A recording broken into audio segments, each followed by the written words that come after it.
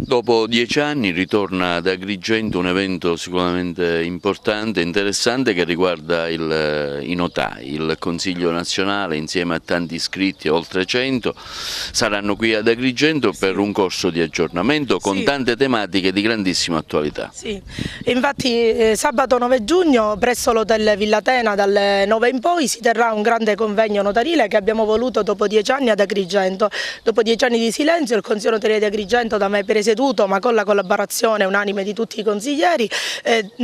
ha organizzato un convegno di grande respiro scientifico. Infatti i temi scientifici trattati sono veramente importanti e soprattutto attuali. Parleremo delle DAT, delle disposizioni anticipate di trattamento,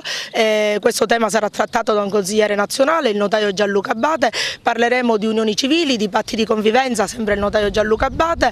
Parleremo di vendite forzate immobiliari in modalità telematica che ora sono obbligatorie, tant'è che saranno presenti e ci onoreranno della loro presenza il presidente del Tribunale Civile di Agrigento, la dottoressa Luciana Razzete, e tantissimi giudici che si occupano delle esecuzioni immobiliari.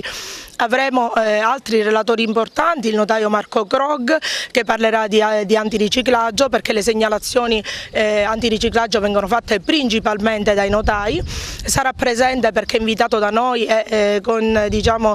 gioia in qualche modo ha accolto il nostro invito, il tenente colonnello Fabio Sava,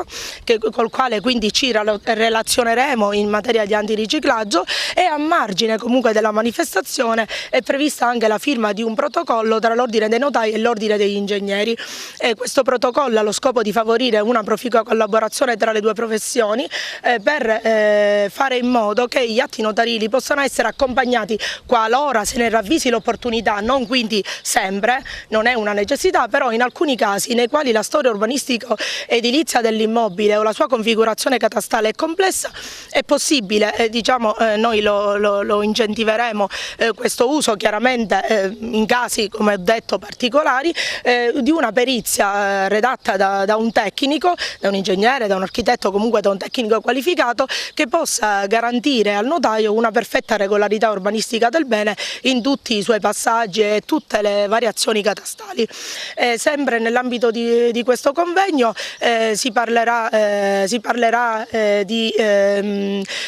abbiamo detto, disposizioni anticipate di trattamento, quindi temi molto attuali, ma il messaggio che noi vogliamo veicolare è che la categoria notarile ha una valenza sociale, vuole comunicare questa sua valenza sociale, questa sua vicinanza all'utenza e ai cittadini, e soprattutto il notariato agrigentino vuole ricollegarsi e quindi rinvigorire i rapporti con le istituzioni del territorio, e quindi vuole rinvigorire i rapporti con magistratura, università e mondo